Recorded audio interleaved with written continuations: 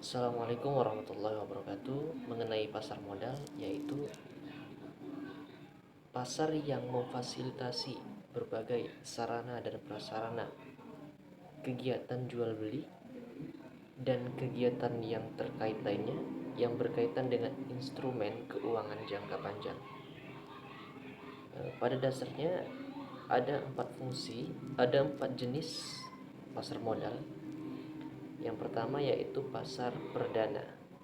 Nah, pasar perdana ini yaitu penawaran saham dari perusahaan yang menerbitkan saham kepada pemodal selama waktu yang ditetapkan oleh pihak sebelum saham tersebut dipasarkan di pasar sekunder. Nah, pasar perdana ini merupakan pasar modal yang memperdagangkan saham-saham atau sekuritas lainnya yang dijual untuk pertama kalinya. Yang kedua ada pasar sekunder.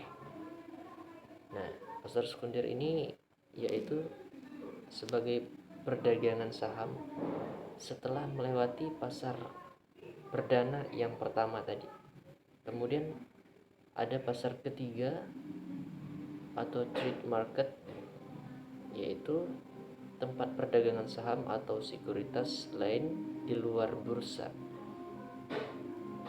Bursa paralel merupakan suatu sistem perdagangan efek yang terorganisasi di luar bursa efek resmi dalam bentuk pasar sekunder yang diatur dan dilaksanakan oleh Badan Pengawas Pasar Modal Lembaga Keuangan. Kemudian ada pasar keempat. Pasar keempat ini merupakan bentuk perdagangan efek antar pemodal, dengan kata lain pengalihan saham dari satu pemegang saham ke pemegang lainnya tanpa melalui perantara atau perdagangan efek. Nah, kemudian ada manfaat dari pasar modal ini yaitu sebagai penyedia sumber pembiayaan dalam jangka panjang bagi dunia usaha, sekaligus memungkinkan dialokasi secara optimal, memberikan wahana investasi yang beragam bagi investor sehingga memungkinkan untuk melakukan diversifikasi. Nah, keadaan pasar modal pada saat sekarang ini yaitu di tengah wabah COVID-19, seluruh negara melakukan PSBB atau lockdown, kemudian semua pergerakan masyarakat selalu dibatasi atau disebut social distancing. Nah,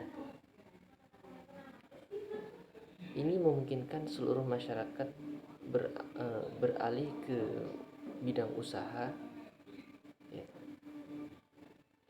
karena pengurangan karyawan besar-besaran karena kegiatan lockdown yang dilakukan oleh pemerintah akibat COVID-19 ini. Dilihat dari jumlah investor di tahun 2018 yaitu sebesar 1 juta, kurang lebih 1.600.000, kemudian naik di tahun 2019 yaitu 2.600.000, sekitar 2.600.000, kemudian sampai di tahun 2020 yang COVID semakin membesar, jumlah investornya 3 juta, kurang lebih 3.400.000 sekian.